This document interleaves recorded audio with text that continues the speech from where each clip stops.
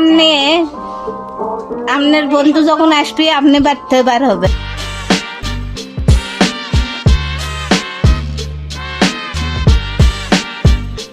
আসসালামু আলাইকুম, আমি পিয়াল মাহমুদ। আমি আজকে থেকে শুরু করতেছি আমার ফ্যামিলি ব্লগ। আপনি আপনার বন্ধু যখন আসবে আপনি বাড়তে বার হবেন, আর যদি বন্দুক থুইয়ে আবার ঘর ঢুকবেন। আমার ডিউটি আমি কয়া দিলাম, তোমার ডিউটি তুমি পালন করবে, এই হলো আমার ফাইনাল কথা। আর দ্বিতীয় কথা জান আমার না কওয়া লাগে।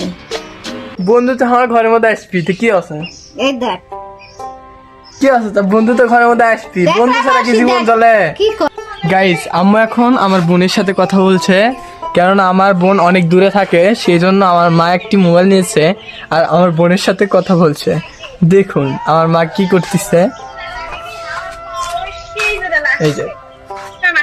আর এইদিকে চুলার উপরে তুলে দেওয়া কাঁঠালের বিচি পুড়ে যাচ্ছিল দেখে সেটি এসে নাড়াচাড়া করে দিয়ে চলে গেল। বন্ধুরা, আম্মুকে আমি অনেকক্ষণ ধরে বিরক্ত করতেছি, কোনো সমস্যা নাই। এখন আপনাদেরকে কিছু তথ্য দেওয়া যাক আমাদের গ্রামের সম্পর্কে। আর বন্ধুরা, আপনারা হয়তো জেনে থাকবেন আদিমকালে এই যে অনেক আগে বিভিন্ন রাজারা আমাদের এই গ্রামকে রক্ষা করার জন্য অনেক জান দিয়েছে বা অনেক রক্ত ঝরেছে। এটা মনে হয় আপনারা জেনেই থাকবেন। তো চলুন আপনাদেরকে আমাদের গ্রাম এক্সপ্লেন করব আর আপনাদেরকে জানাবো যে কিভাবে আদিম যুগের রাজারা আমাদের গ্রামবাসীর জন্য জীবন দিয়েছে। আর এখন পর্যন্ত আমাদের গ্রামের ঐতিহ্য অনেক সুন্দর, যা দেখলেই আপনাদের প্রাণ জুড়িয়ে যাবে। তো চলুন আর বেশি না করে দেরি, আপনাদেরকে আমি আমার গ্রাম এক্সপ্লেন করি। তো বাসার ভিতরে আমার আম্মুর সাথে কিছুক্ষণ মজা করার পরে আপনাকে নিয়ে চলে আসলাম আমাদের গ্রামের কিছু সুন্দর সুন্দর মুহূর্ত উপভোগ করানোর জন্য।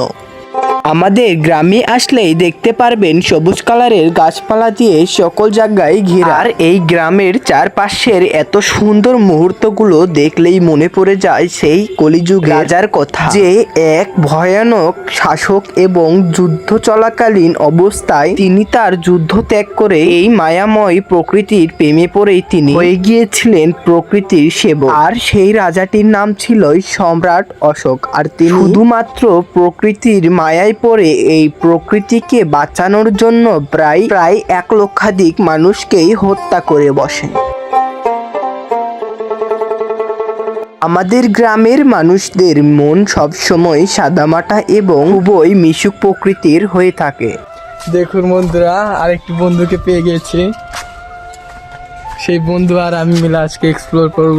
আর আমি যখন আপনাদেরকে আমাদের গ্রামের সুন্দরতা এক্সপ্লোর করতেছিলাম, তখনই আমার এক বন্ধুর সাথেই দেখা হয়ে যায়। আর আমাদের গ্রামের ঐতিহ্য হলো একে অপরে সাহায্য করা এবং একে অপরের বিপদে এগিয়ে আসা। ইতিহাসে এই সম্রাট অশোকের মতন আরো যোদ্ধারা রয়েছে, তারা আমাদের গ্রামকে ভালোবেসে তাদের জীবন উৎসর্গ করে দিয়েছিল। এর ভিতরে আরেকটি নাম রাজা হর্ষবর্ধন। তিনি তার শাসনকালীন আমলে 6ষ্ঠ বা 7ম শতাব্দীর দিকে গাছ লাগানো বাধ্যতামূলক করে দিয়েছিল সকল কৃষকদের জন্য। এবং তিনি প্রকৃতিকে এমন ভালোবাসতেন যে সকল জঙ্গল বা বাগানে তিনি নিজস্ব একটি করে ট্যাঙ্ক বসিয়েছিল পানি। এছাড়াও মাটি খুঁড়ে তিনি খাল তৈরি করতেন।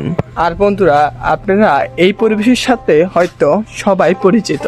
দেখুন,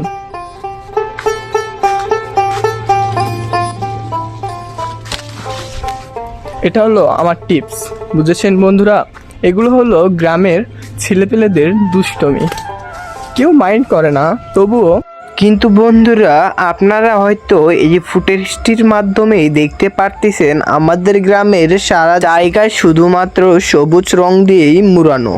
তো হ্যালো ভিউয়ার্স, আজকের ভিডিওটি আমি এখানেই শেষ করতেছি। আপনাদের কাছে যদি আমার এই ছোট্ট মাতার জ্ঞানটি ভালো লেগে থাকে, তাহলে একটি লাইক এবং একটি সাবস্ক্রাইব করে আমার পাশেই থাকবেন। তো নেক্সট টাইম আরও সুন্দর সুন্দর ভিডিও আনার চেষ্টা করব আমি। তো সবাইকে জানাই আল্লাহ হাফেজ।